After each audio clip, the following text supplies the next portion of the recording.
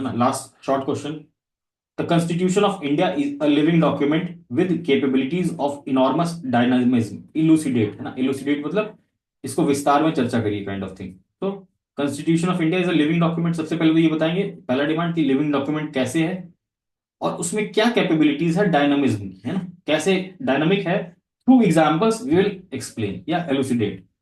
तो यहां पर अब सिंपल सी बात है ना, लिविंग डॉक्यूमेंट है, this is a philosophical concept कि इंडिया का जो कॉन्स्टिट्यूशन है वो एक लिविंग डॉक्यूमेंट है, जीवंत दस्तावेज है कि आज 70 साल 75 साल हो गए आजादी के, and still it is the same, है ना, विद अमेंडमेंट्स। जो बेसिक फिलोसफी है उसकी आज भी वैसी की वैसी है और वो आज से 100 साल बाद भी वैसी की वैसी ही रहेगी। So it is a philosophical concept, living document, Indian constitution. So यहां पर हम कोर्ट से स्टार्ट कर सकते हैं ना, फॉर्मल CGI DY चंद्रचूड़, यहां पर हम नाम लिख सकते हैं ना, for chief justice supreme court high court decisions we can write the name also.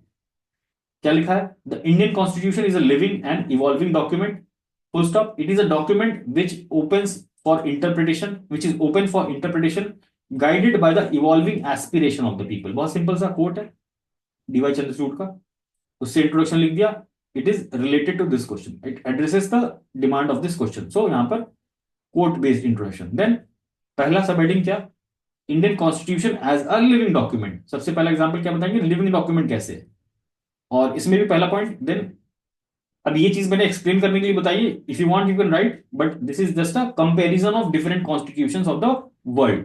तो यहां पर एक एग्जांपल दिया है ना, जस्ट टू एक्सप्लेन, इसको लिखना जरूरी नहीं है इतने डिटेल में। लिविंग डॉक्यूमेंट का एग्जांपल क्या है कि ये एंड्योर किया है ओवर 70 ईयर्स, है ना, 70 साल हो गए आज तक ऐसा कुछ नहीं हुआ ना, जैसे लाइक बांग्लादेश में हो रहा है या नेपाल में आप देखते हो ना कि हर हर 2-4 साल में कॉन्स्टिट्यूशन ही पूरा बदला जा रहा है। तो वैसा केस इंडिया के साथ आज तक नहीं हुआ है। तो एंड्योरिंग है ना, लिविंग डॉक्यूमेंट है, एंड्योरिंग है, unlike average life span of national constitution. तो और भी कंट्रीज हैं उनके कॉन्स्टिट्यूशन कैसे हैं, उनका एवरेज क्या है, लगभग 17 साल, है ना, 17 साल के बाद वो चेंज हो जाती है, ऐसा एक रिसर्च है यूनिवर्सिटी ऑफ शिकागो का। तो this is just to tell you कि why this Indian constitution is so unique and why it is called a living document. ये आप पॉइंट लिखो ना लिखो, you can skip this is just to explain you. Then second point, amendment procedure, है ना, what makes it a living document, amendment procedure ना, bracket में article 368 लिखा, अमेंडेड ग्रेटर देन, है ना, greater than 100 times since it's adoption. तो amendment process क्या है, ऐसा है कि उसको अभी तक 100 बार से ज्यादा चेंज किया जा चुका है। Example 42nd CAA added socialist and secular word to the preamble, ये लिखना चाहो तो लिखो, नहीं तो क्योंकि 42nd से बहुत सारे चेंजेस हुए हैं, तो कितना चेंजेस लिखोगे, कौन सा लिखोगे, you can write 42nd CAA 1976 also known as mini constitution, ऐसा लिख दिया। देन 86 CAA, इसमें education as a fundamental right बनाया, तो दिस इज शोइंग कि हाँ, on the fundamental right part constitution को अमेंड करके we can make it as a living document ना, depending upon the changes of the society, है ना, need of society, we can make changes in the constitution. तो amendment process, ठीक है, ये बता रहा है ये living document. Then comes judicial interpretation. So judicial interpretation doctrine और बेसिक स्ट्रक्चर जो इंक्लूड किया गया, example Kesavananda Bharati case, this is also showing that it's a living document, changes can happen. Then expansion of fundamental rights, right to privacy under article 21 Puttaswamy judgment, ठीक है।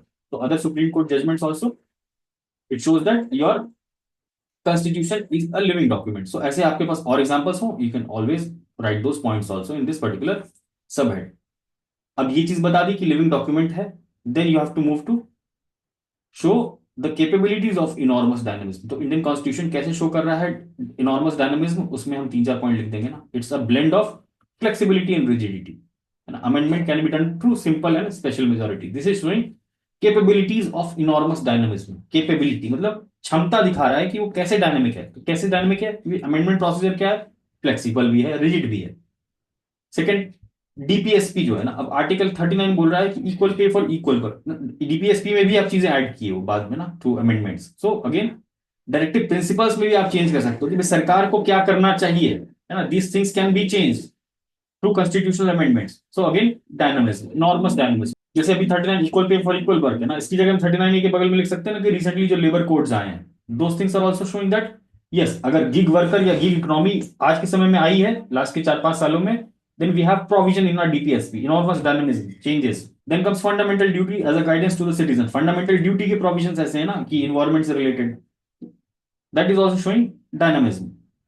Protect and improve natural environment. अब ये आज भी है, 10 साल बाद भी रहेगा, कल को कुछ और बड़ा इशू आ गया एनवायरमेंट का, then also this fundamental duty is there. Then comes emergency provision ना, ability to adopt and respond to extreme circumstances. तो emergency provision is also there which is showing that capable of enormous dynamism ना, situation अगर create हुई emergency लगाने की तो हमारे पास प्रोविजन है कॉन्स्टिट्यूशन में। Then cooperative federalism to meet changing needs of governance है ना, गवर्नेंस की नीड्स को चेंज होते हुए दिस कैन बी हेल्पफुल। तो again GST council, finance commission, these are what instruments. Provision of judicial review, triple तलाक judgement, women's rights से related है ना, again this can be done. तो 10, अब यहां पर है ना अपने हिसाब से भी आप पॉइंट्स लिख सकते हो ना, आपको लग रहा है कि और पॉइंट्स डायनामिज्म के आपके पास हैं, एग्जांपल्स हैं, आप इसमें और ऐड कर सकते हो। बट एक स्ट्रक्चर कैसे करना है ये समझ में आया कि हमको 2 से 3 लाइन में बताना है कि प्रोविजन क्या है और उसका एक लाइव एग्जाम्पल भी दे देना है। दिस इज अप्रोच, इसमें जितना पॉसिबल हो पाए आप ट्राई करो है ना, अदरवाइज कोई हार्ड एंड फास्ट रूल नहीं है कि ऐसे ही करना है। 10, B R Ambedkar perfectly articulated its dynamic nature. अब डायनेमिक नेचर की ही बात की है ना हमने, तो अम्बेडकर का यहाँ पर एक कोट है, the constitution is not mere a lawyer's document, it is a vehicle of life है ना, and its spirit is always the spirit of the age. So in context conclusion end कर दिया हमने, ठीक है। So this was B R Ambedkar quote related to the living nature of, yeah, dynamic nature of Indian constitution. So this was the last short answer. Please ask all your doubts regarding this question. Sir मुझे पूछना था, question में ना जैसे समझ में मुझे नहीं आता कि लिविंग और ये डायनेमिज्म दोनों तो सेम ही लग रहा है, तो क्या एक ही में सारे पॉइंट्स लिख सकते हैं? लिख सकती हो, एग्जाम्पल लिख देना वहां।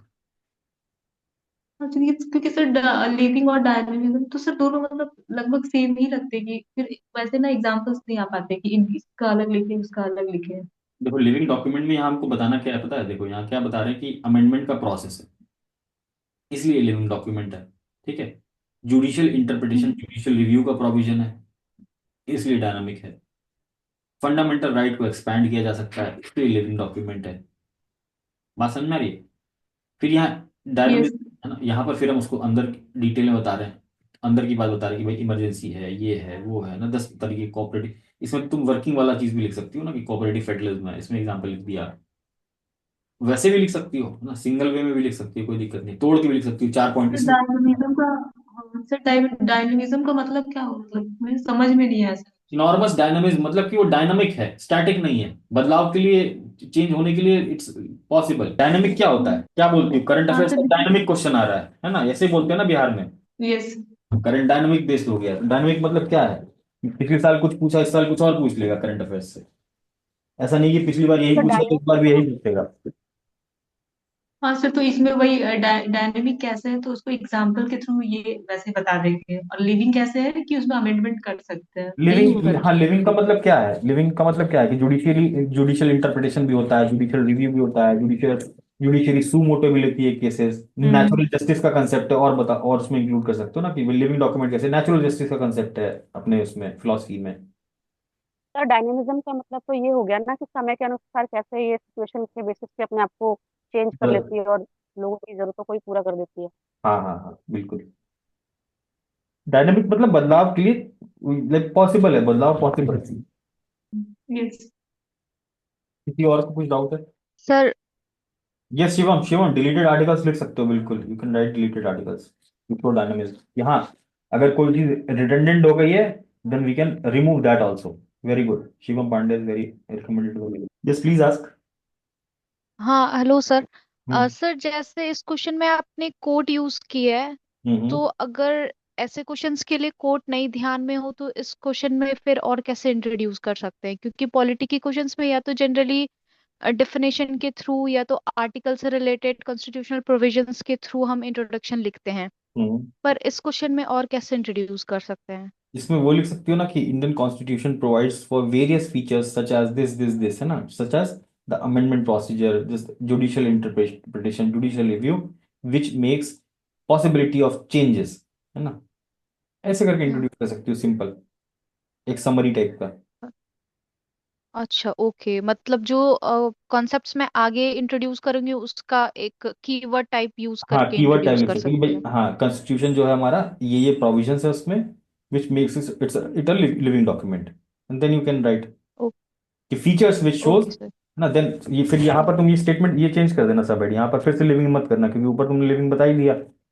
अब यहाँ पर लिख देना हम्म। कि फीचर्स विच एंश्योर डायनामिज्म, ना बस यहाँ पर वैसे लिख देंगे, हम्म। या प्रोविजंस विच एंश्योर, या विच makes it a living document, या विच ग्रांट्स इट्स डायनामिज्म, जो भी करना है, मतलब 3-4 वर्ड में सबमिट फ्रेम कर दिया, ताकि हम उसमें एग्जांपल्स वाला पार्ट ऐड कर दें, या पॉइंट्स जो भी लिखने तुमको वो लिख सकते हो। हाँ, अच्छा, ओके सर। बट ये देखो निधि, ये सारे टॉपिक्स है ना जो पहले से लिस्ट कराए हुए हैं, एटलीस्ट इन पे ट्राई करना ना कि तुम्हारे पास कुछ ना कुछ कोट हो, या प्री प्रिपेयर्ड तुम्हारे पास इंट्रोडक्शन हो। हाँ सर, कुछ वो टॉपिक्स तो मैं ट्राई कर रही हूँ, बट जैसे ये क्वेश्चन है कि कॉन्स्टिट्यूशन ऑफ इंडिया, मतलब ये तो एक है कि बहुत वास्ट डॉक्यूमेंट है। अब इस पे इंट्रोडक्शन लिखने के लिए तो मैं कोई एक टॉपिक सेलेक्ट नहीं कर सकती, अब निधि, फेडरलिज्म हाँ वगैरह पे। हाँ ठीक है, अब यस सर। हाँ, अब ये वाला जो टॉपिक है ना, ये लिविंग डॉक्यूमेंट वाला, ये एनसीईआरटी 11th की बुक में दिया हुआ है, चैप्टर हाँ, यस सर। है ना, तो वो उसको एक बार पढ़ के सकती हो, और एक्सपेक्टेशन तो यही रहेगी कि वो सब पढ़ के आओ तुम मीन्स में हाँ, एटलीस्ट, यस सर। है ना। उसमें फेडरलिज्म वाला जो चैप्टर है उसमें भी बहुत अच्छी अच्छी चीज दी हुई है, हम्म। उससे तुम ड्रॉ कर सकती हो। हम्म। तो मेरे को इसमें समझ में नहीं आ रहा था कि इंट्रो कैसे करें, तो मैंने बस ये लिख दिया था कि over the year Indian parliament some article delete किया है और सब को क्या ऐड किया है, so that's why Indian constitution is a living document, ऐसे करके मैंने लिख दिया। ठीक है, कंटेक्स्ट में है ना, कोई दिक्कत नहीं। कंटेक्स्ट में होना चाहिए, ये नहीं कि बिल्कुल आउट ऑफ कंटेक्स्ट कुछ भी लिख दो। क्वेश्चन की डिमांड के ऊपर कंटेक्स्ट में होना चाहिए वो इंट्रोडक्शन। ऐसा थोड़ा ना कि वो एग्जामिनर काट, यस। है ना, बट एकदम इररिलेवेंट नहीं होना चाहिए कि पूछा आम है लिख रहे हो only. Yes sir, sir okay sir. Introduction में हम ऐसे भी तो लिख सकते हैं ना, जो हम आगे मेन बॉडी में लिखने वाले हैं, जैसे it's a living document because of constitutional amendments, judicial interpretation, जो हम आगे लिखने वाले हैं, उसको अगर हम इंट्रो में लिखे तो। अब वही बताया था ना अभी, इससे पहले वही वाला बताया था इसको, सेम चीज तुम जो बोल अच्छा। रहे थे वैसे भी कर सकते हैं। Anything else?